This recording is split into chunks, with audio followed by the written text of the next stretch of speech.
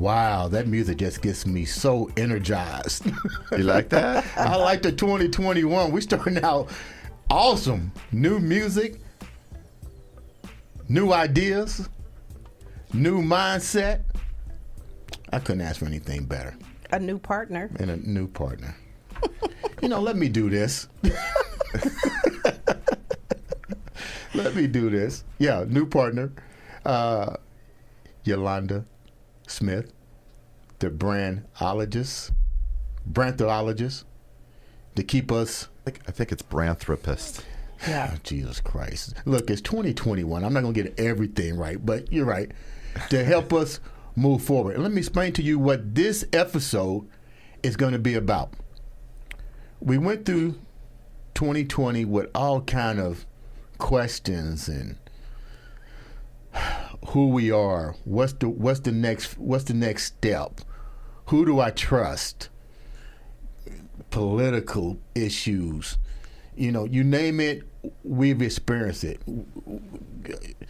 Confinement, pandemics, and more importantly, not knowing who we are as humans. If you followed the podcast last year, you saw a whole variety of individuals sharing their stories in their beast frame of mind. Some of them were rock bottom and they got out. We definitely had Yolanda. That's why having Yolanda back, because out of pretty much all the guests, what she stands for is clearly what we need to start learning how to do, and that's not necessarily reinvent ourselves, but taking our brand, our name. That's the most important thing. Our name. Who are you? 2021 is about the why. We know why we were born, but we need to know a little bit more deeper, the why. We need to know that from the late Sam Cooke, a change is going to come. And that change has to start with you. And today, on the show, we're going to address that. How do we recognize these things? How do we change? How do we reprogram our mindset? The two guests I have on here are well respected in their fields. And let me explain to you why I say that, because one of them is my therapist, Steve Cooper, great therapist. Yeah, you're probably like, wow, Andre goes to therapy. He's black. Really? But you know what? Hey, this show is about, I hold no holds bar. You know what I'm saying? This man has helped me in ways that I could not imagine. And I deal with people all the time. And I remember him telling me when I was in his office one time, he said, Dre, you're a trainer. You deal with all kind of people every day. How do you cope with them? And I didn't know that sometimes people you can recognize issues. Let me not even use the word issues. Let me rephrase that. You can recognize things in people that hurt them.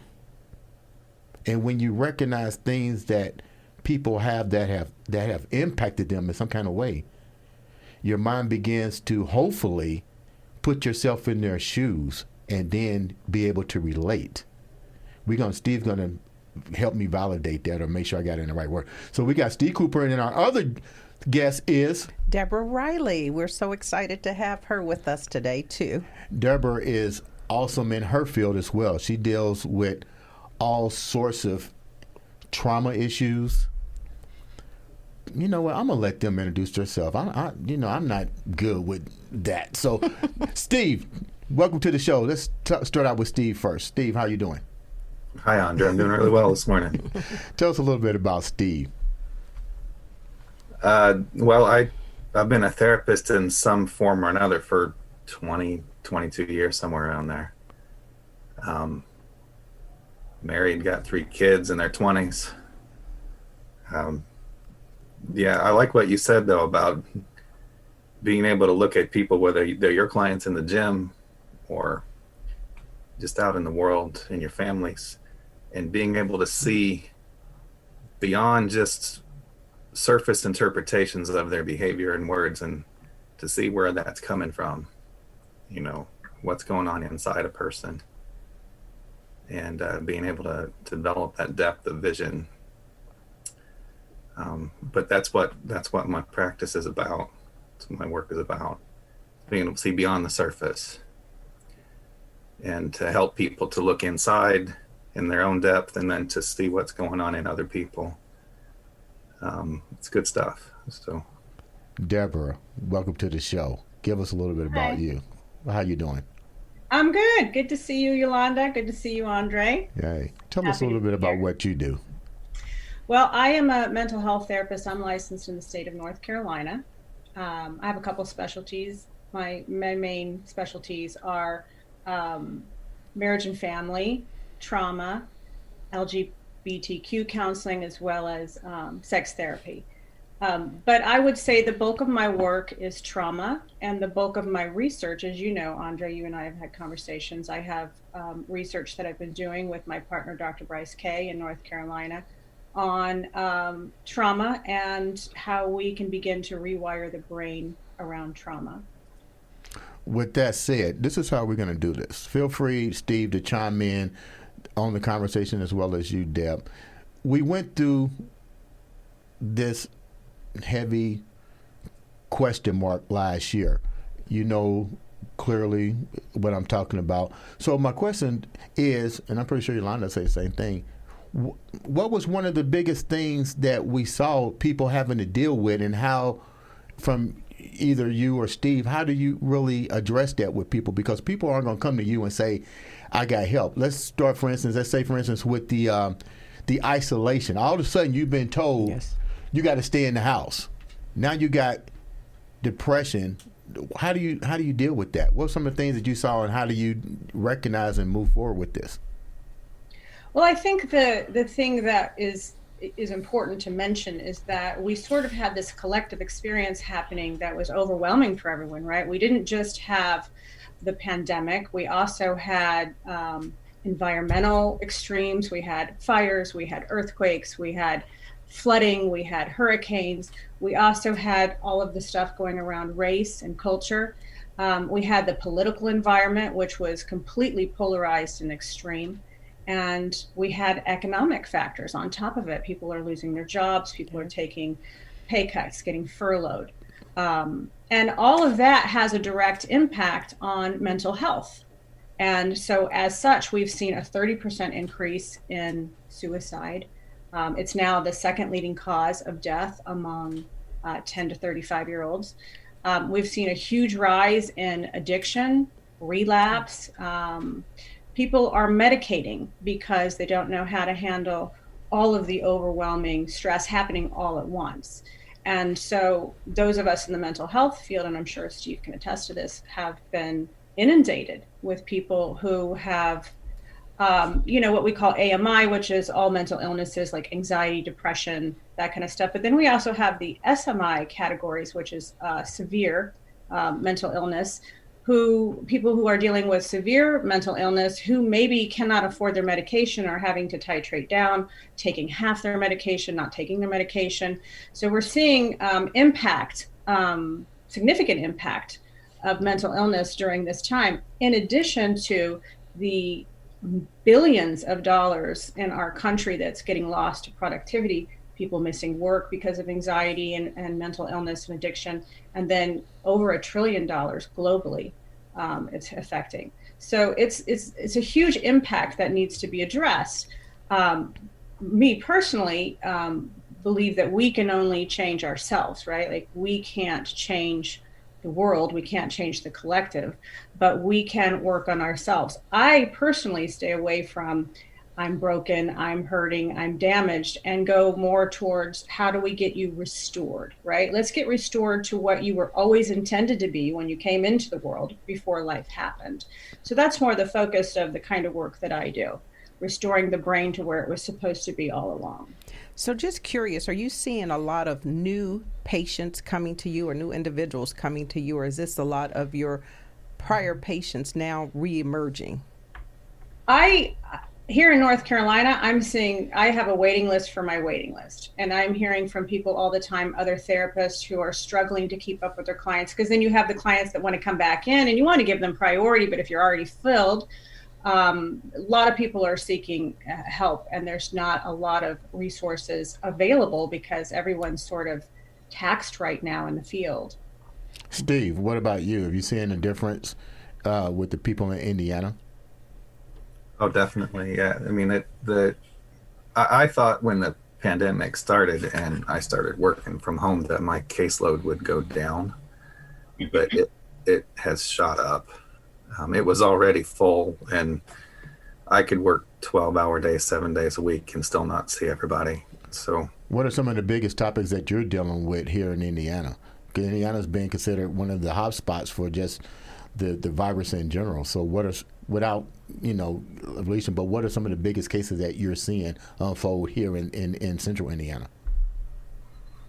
Well, it's the same. It's just more intensified. So you have families fighting with each other, or people who have addictions, that the addictions are increasing because they're isolated, or you have, parenting issues that are intensifying, kids that are in homeschool or online school, and their families are struggling just to get them to even do the work rather than sleep and play video games all day.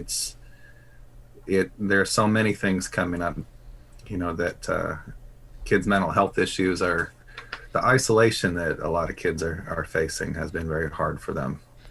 Have you been seeing a lot of kids lately coming in? Have the parents, I'm hoping that the parents are seeing this with their kids. Are you seeing an increase as well, like Yolanda said, with children coming in, child behavior modification?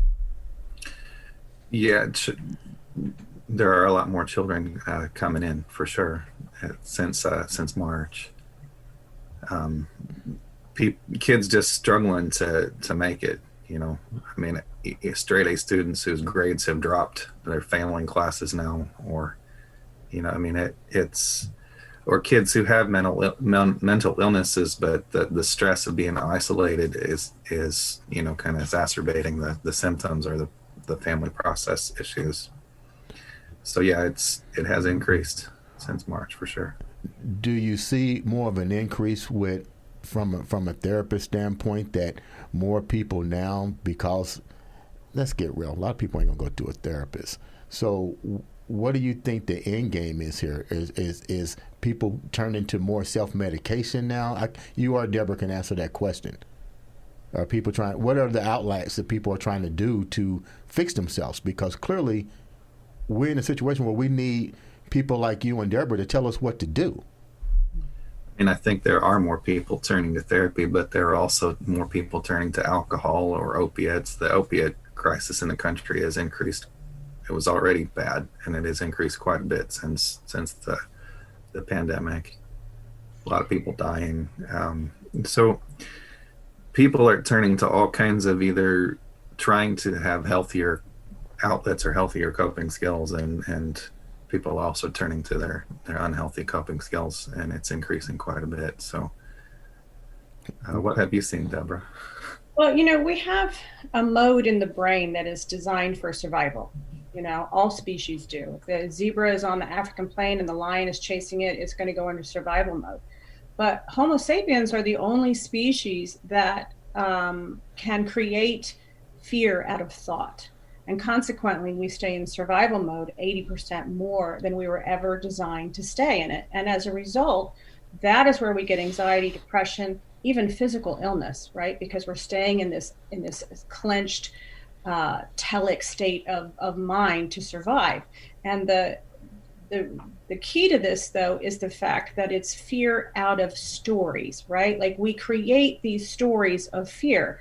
And so a big part of therapy, when you come to me anyway, is let's dismantle those stories. Let's look at the familial patterns. Let's look at your relationship patterns, and let's see why you are prone to create this story of negativity and fear. Let's dismantle it, and in some cases, rewire it. Let me ask a question here. I'm glad you brought that up. You or Steve, what is the big story that's causing the ripple effect with these people? Is it the fear of the pandemic? Is it not understanding racial placement in the world? Is it even, like you said, even the presidency? I mean, Yeah. I'm seeing people turn against each other for a simple election. So either you or Deborah can answer this. What is the biggest contributing factor that you've seen so far that people are going, I can't get through this. I don't even understand why it's happening. Well, that is the story. The story is, I can't get through this. If this person does this, then I won't be okay. If this happens, then I'm going to be harmed. If this happens, then I won't be able to cope. That's the story. But what we're not doing is we're not dialing it down to the individual and asking the simple question, do you want to be happy? Because that's the only question that matters on a day-to-day basis, because we can find happiness in any state of external existence. But the internal decision to be happy is on us. So it's mindset. It's exactly, Yolanda. Yeah. So if I can look out in the world and say, this is a disaster, the world is falling apart, or I can look out into the world and I can say, the world is falling into place. I have a choice. I can believe that everything is happening for my higher good and that I'm going to be okay, or I can believe that I am in danger. And it doesn't matter what the story is, if it's a race story or a political story or environmental story. If I make someone a villain and a victim, I am going to create a story of negativity. But if you've lost stay your autonomous to myself, I can find peace and serenity. Yeah, but if you've lost your job, let's just look at the other thing. There's external factors, but then there's those things that directly impact you. So let's just say hypothetically someone's lost a job. Then on top of that, they've lost a loved one to COVID this year. I mean, how do we help these people to get through what they consider insurmountable tragedies on top of each other? I just had somebody today post, I lost my mom yesterday and I lost my job over the weekend. And I'm thinking, whoa. Yeah. So back in April, my son got COVID and he was in the hospital for a week. He almost died. Now, prior to him getting COVID, he had gotten his Navy SEAL contract. Took him over a year to earn it. So he got a ship date. Here he's got the story right. I'm going into the Navy. I'm going to live happily ever after. And then now he's got COVID and he's in the hospital for a week. And they say he probably won't live. Now, he did live. And I can tell you, since he's come out of COVID, the way that his life is unfolding has been to his higher good. Could he have seen that in that moment? No. Could I have seen it in the moment? No. I'm a mother. I'm riddled with fear. I think I'm going to lose my son, right? But has it worked out to his benefit? Yes. And it continues to work out to his benefit. And that's the hard part, because when we have these negative emotions of pain, loss, sorrow, it's important that we feel them, that we experience them, and that we learn from them. But what will be to our detriment is to write to a story that says it's ruined us, or it's the end, or it's bad, or it's negative, and not part of a higher plan. Does that make sense? Yeah. How do we triumph? Right. Yeah. Exactly. Steve. Exactly. Steve, Yeah, you mentioned what? you've seen a lot of family dysfunction because of the isolation and so forth. What are some of the reasons that you feel that's causing the family to be so? What's one of the biggest elements that's causing the family dysfunction outside of the COVID? Have you seen some unforeseen issues? Not really unforeseen issues. Families have always been dysfunctional, so I don't think that's new because of the pandemic. But it's maybe with people being isolated at home together, or trying to survive in a dysfunctional economy, some of those have become worse. But like as Deborah was saying, family dysfunction, it comes from people's stories. People develop stories early in life based on their own family experiences, their own cultural heritage, their belief systems, the dysfunction in their family home, the traumas they've gone through. And they develop stories in their mind in which the central character is the traumatized person. And then they go through their lives projecting that trauma outward and interpreting future experiences according to prior childhood experiences or other traumas. So part of the rewiring is being able to help somebody see their story, to see the story that they are interpreting their life through, and then to help them to differentiate that internal story or that interpretive model from other ways of interpreting things, and then to then try to clarify what's actually going on in the moment, as opposed to my brain's way of interpreting things. Let me ask you a question real quick. Stay right there for a minute while my train of thought is here. One of the biggest things we had was, and this is something that's been going on since the evolution of man, which is, I don't like using the word racism, let's just say human identification. From a therapist standpoint, why is that so genetically hardwired in us that we can't seem to get along as a species, but the first thing we do is we resort to color and empowerment over one another? Now, you just said something about genetic hardwiring. I mean, why is there a solution to this? Because I think I'm hearing you guys say you can reprogram us. I wouldn't call racism, or I wouldn't call those things genetically hardwired. I would call a lot of our survival instincts and our tendency to create in-groups and out-groups, and to advocate for our in-group and to oppose the out-groups, however our brains define those things. Maybe that has some genetic evolutionary basis to it. I don't know. I would assume probably it does. The affinity, we have a tendency, to do what's comfortable and what we know and what seems like us, right? Yeah, I mean, we like to form groups that we are part of, that we advocate for against all the dangers in the world, and we try to help those groups to succeed. And we make the mistake of seeing other people as out of that group, and either people to use and dominate or to fight with. I think as time progresses, hopefully we'll continue the progress out of that more primitive thinking and into more of an understanding that we're all part of the same group. Deborah, what do you think about that question? I think that as a whole, we lean towards what I call mind-centered thinking, which operates on the pendulum of the ego. And on one end of the ego, you have, I am the most important person in the world. On the other end, I'm the least important person in the world. And all day long, the ego looks to reinforce those stories. So when we are operating from mind-centered thinking, we are constantly creating stories of you're a victim, or I'm a victim, or you're a villain and I'm a villain, or wherever you are in the pendulum of the ego. And the problem with that is that then somebody has to be less than or greater than. If we can make a shift as a whole down into heart-centered thinking, where we are more interested in being of service, or gut-centered thinking, which is we're just in a state of being, then there is no division. And it's a practiced state because we are so programmed to create subgroups and others, right? And a lot of it is based on ignorant patterns, is what I'll say. Family messages that have been brought down through generations. Learned behavior.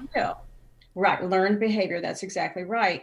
And so oftentimes around this issue, it's just getting to know different cultures, getting to know educating yourself on other populations so you can see the similarities of the human condition versus what is separate. And then we have those historical stories that a lot of people are still attached to, instead of operating on what is happening now. And what is happening now is an opportunity, right? An opportunity to see the division that's going on around race and culture and to begin to understand it and heal around it. Give me an example of the historical stories that you're talking about. Give me an example. Well, a lot of people hang on to what's happened historically. Like for example, white populations that think they're superior because of A, B, and C. Slavery. Or slavery would Yeah. be an example of a historical story. Yeah. And they're detrimental to our society today if they're not learned from. And we're seeing that. And I think that was the biggest surprise over the last year was, wow, this is really still this significant. There are still people that are still this afraid of another race or population. How do we get past? Whether you or Steve, how do we get past that? Maybe that's the issue that we need to start focusing on. What are some of the signs that people? This is how I say that. Yeah. How do people know that they have a problem, and if they don't, how do we learn to correct this problem? It just didn't surface. It just, what's the word I'm going to use, Yolanda? Somebody lit a match. And it caught on fire. Fire. It's not like it's... you poked the bear. You poked the bear, and you've been poking the bear for years, but all of a sudden, boom, everybody's like, oh, well, where did this come from? Evidently it's been around. So what is the treatment plan to move forward for people to say, I got a problem, I need to go see a therapist? Why am I thinking like this? Or is people so self-absorbed, kind of like what Debs was, I guess, saying, that they don't give a fucking rat's ass how they think? Is their belief or no beliefs? I mean, I think that the question you're asking, how do we solve this problem?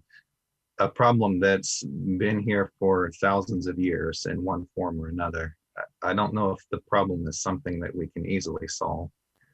But in terms of in groups, out groups, me and mine versus, others. People have been functioning that way for many thousands of years. So if the question is, how does somebody come to the awareness that they need to examine what's going on in their mind? Right. Usually what motivates people to do that is pain, emotional pain. And when they're in pain, when they're fighting, when they're struggling, and they hear of or have an understanding of what kind of resources might help them resolve their pain. Unfortunately, there are some people in the world who, the way their psychology functions is they have ways of denying their pain. They don't feel it, and they compensate for it in one way or another. And it's hard to get those kinds of people to admit that they need therapy, because they, on the surface, they pretend that they have everything under control. They may even fool themselves into believing they're under control. And so usually those types of people go to therapy when somebody else says, I'm going to leave you, or there's going to be some kind of pain if you don't go to therapy. Mm-hmm. But everybody's so different. So what would motivate one person to go to therapy versus another? There's a lot of variables in place. And then you have the cultural stigma around therapy. What's the cultural stigma? It's, in the African American community, you don't go to therapy, you go to the pastor. You go to church. You don't go. Who told you that? Well, this is because I do. Who told you that? Mama, Andre, you said it earlier in this meeting. Mama, no, I'm just you telling I'm black and I go to therapy. He's the anomaly. It's not that they don't, but there has been a cultural history of denying that something's wrong. It's the same thing in terms of, even if you look at disease and illnesses, you don't go to doctors for certain things. That's a sign of weakness. It was shown to be a sign of weakness. And typically you will find that African Americans turn to the church more so than the doctor. So I'm considered an outcast because I went to Steve? You're not an outcast. Steve, we got a session.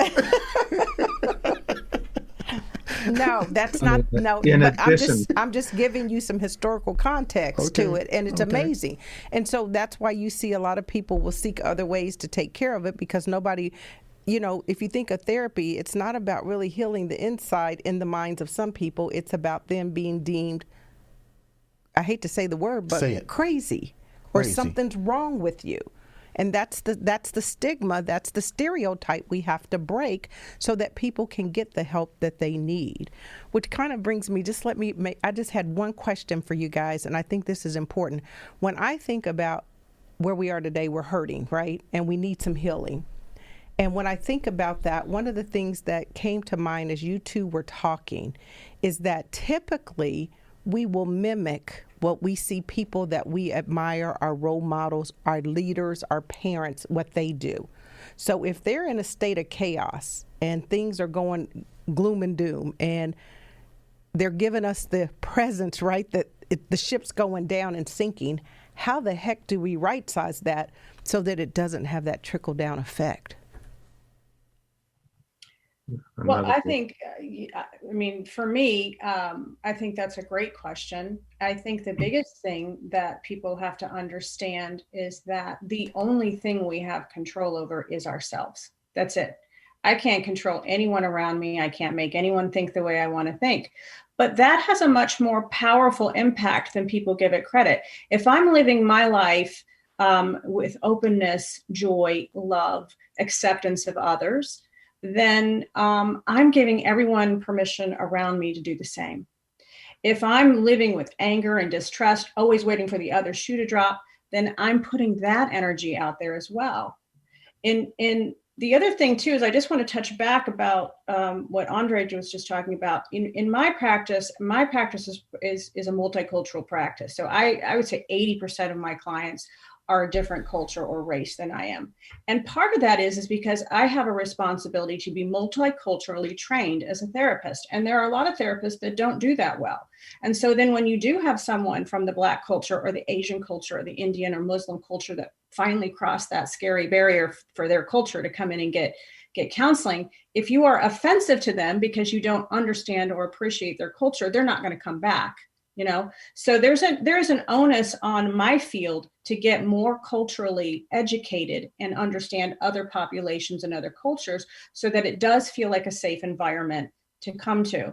And to Steve's point, people change for two reasons. One, they're in enough pain, or two, they're inspired. And so we can put the collective energy towards young women like Amanda Gorman, who was so inspiring at the inauguration, and away from some of the less inspiring people out there, right? And just starting to make that shift towards positivity and hope, which we desperately need as a country right now. And we do that individually first. It comes back to me. What am I putting out into the world with my words, with my attitude, with my acceptance of others? What am I putting out there and giving other people permission to do? And also, where am I setting boundaries? I'm not going to tolerate hearing certain kinds of language and speak around other populations and other cultures. I'm not going to allow that judgment into my space out of anyone. I don't care how close they are to me. So it's loving boundaries. And then also, what am I putting out there? I got either you or Steve can answer this question, and I'm gonna talk about something first. And I strongly agree with that. I was telling Steve, my first therapy session was with someone that clearly I was uncomfortable with. My second session was with a Dr. Santa Maria out of Ohio. And it's funny how we think. I saw him and I was like, excuse my French, what the fuck is he going to help me with? Because he was Hispanic. I prejudged before I even got to know the man. And I said those same things. You know, he's not black. He can definitely understand what I'm going in. Oh my God, was I wrong? One of the best therapists I could have him and Steve was probably the best therapist, or the best therapist I've ever dealt with. And I think, from my standpoint, I think what made it comfortable for me was I knew Steve wasn't African American. I didn't go in there looking like that. I think he was able to sit down and listen to what I was going through, and he helped me understand that a lot of the things that I was dealing with was traumatic. And I kept it that trauma so deeply embedded in me that I was Steve was able to, let me put it like this. He taught me that how to classify, I guess that's the word I want to use, different people's pain. And once I understood everybody's pain that I came in contact with, now I had the choice to either put myself in their shoes and relate to it, or I can walk away, because my first instinct was they're grown. They can deal with their own stuff. But then I realized the world isn't like that. We all have suffered some type of trauma. That's what you do for a living, trauma. And once you're able to understand that, and your life becomes a little bit better, at least as far as I'm concerned, a little bit better. But as a therapist, you and Steve, how do you get people to come to you? I mean, nobody's going to go, like Yolanda said, nobody's going to admit that they got issues. I mean, you see couples every day that fight. It's your fault. You took the peanut butter sandwich. You know you did. You know, and I'm pretty sure you guys hear stories, but how do you get your word to the masses that, like Yolanda said, you're not crazy when you're trying to seek help? You or Steve can answer that. I think that therapy is becoming more and more and more accepted as time goes on. And in history, you know, even when I was younger, a lot younger, before I even considered going to school to become a therapist, I would have not wanted to go to one. You know, I would have thought, what can this person help me with? Or I don't want to talk about all my stuff to a stranger, you know. But I think as we progress in our awareness of ourselves, you know, as a human race, the more we understand about ourselves and each other, the more ideas like therapy or self-exploration are becoming more and more mainstream. So a lot of the attitudes that people had 20, 30, 40 years ago, they're shifting, they're changing. But that's true, hopefully globally. We're becoming more and more aware of ourselves as a species. And the more awareness we have, the more the ignorance falls away. So hopefully that just continues to progress. Does that answer your question? Mm-hmm. Yeah. Deb, what do you think? Well, I mean, I agree with Steve, but on the same hand, I will say it's not my job to go out and reel people in, right? So I'm here for anyone who needs help. But if we look at what are the biggest predictors of success in therapy, it boils down to two things. One, do you trust your therapist? That's the most important thing. And then two, is there a willingness? Because a lot of people say they want to change, but they don't really want to change, you know, because if you think about what does it take to really affect change, to get restored to what you were intended to be, you're going to have to go through uncomfortable experiences. You're going to have to own behavior maybe you don't even want to look at. And you're going to have to allow yourself to feel emotions that you've been medicating for a long time. And it takes a lot of courage to do that. People that really go into therapy and go there to affect a change in their lives in a positive way are brave, are really brave people. And so for me, with my sort of existential philosophies, I don't feel the need to go out and seek that out. I wait for people to ask for my help. And then if I can, I will. Because that willingness is kind of like trying to make someone quit drinking who's not ready to quit drinking, right? You just can't do it. Until someone is done with something, you can't make them be done with it. So makes sense. Yeah. Do you got a question to ask, Yolanda? No, I just had two thoughts that I thought of, you know, as I know that we're coming to a wrap up. But one is that, you know, in hearing you guys talk today, it came, and it's not new, but in the end, we have more in common than we have different as people. That's the bottom line. And the other thought that came to me, I'm a fan of Charlie Chaplin, and one of his quotes says, "Nothing in this cruel world lasts forever, not even your troubles." So. With that said, I'm going to ask the final questions to both of you guys. we've seen everything spill last year. This is 2021. This is finding your why, and a change is going to come.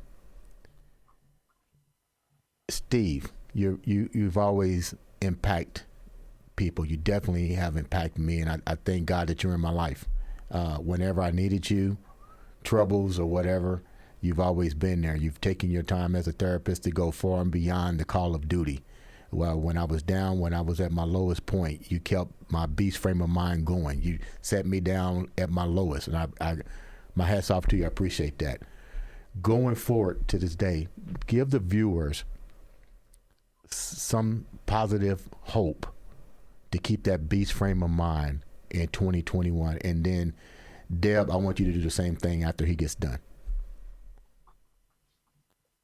Well, I like, what the Charlie Chaplin quote, "Nothing in this cruel world lasts forever."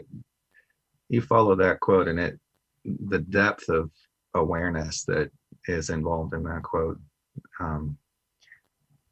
The deepest place of peace we can come to is when we recognize that, at least in this life, everything is temporary. All of it is. And when you really meditate on that, then it leads you to a place of peace that passes understanding, so to speak. And when you have that peace as your foundation to build on, and then you look outward at the world, we live in a crazy world. And even though I'm using that word not clinically speaking, but the people in this world can be crazy. And whether they're in your family or in the community or the world at large, all you have to do is read history books or watch the news. When you have a deep sense of internal peace from that foundation that we were just talking about, then you can, from that place, manage the craziness of the world around you in a way that isn't full of the panicked, ego-bound story that we tell ourselves, that the fight or flight process takes over and dictates how you handle life. From a state of peace, that fight or flight process is not going to take over as much. And you will be able to manage the craziness of the world around you, and you won't be crazy with it. So, Deborah's work, people in this field, there's a deep awareness that, we can help people to attain, that takes the crazy out of the story. Deborah. Takes our own crazy out of the story and helps us to then become be the change that you want to see in the world. And the more people that are doing that, the better it all gets for all of us. Sounds like a winner on that one. Deb, give us a closing on that. We love to write stories of beginning and endings, right? It's the beginning of spring, it's the end of Christmas, it's the beginning of 2021, it's the end of the pandemic, but we really only have one beginning and one ending. Everything in between is just the journey. And if we start to write stories of other beginning and endings, we're just trying to control the outcome. And we can't control the outcome. That's the greatest illusion we live in. We have no control. The only thing we have control over is our own personal thoughts. I can wake up in the morning and say, this is a beautiful sunny day, or I can wake up in the morning and say, this is a hot, crappy day. One of those is going to give me a very different day. So it comes down to, am I going to wake up every morning and make a deliberate choice to be happy, loving, and acceptance of my circumstances, and believing that everything is happening for my higher good? Or am I going to contribute to the consistent lack of hope and negativity that's going on in the world? I have a choice, but we have to remember, one beginning, one ending, one life. So we get to decide what that life is going to look like and what we're going to bring to the table with our life attitude. Man, that was There you have powerful it. from both. Yeah. You know what? And I agree with that. We have a choice.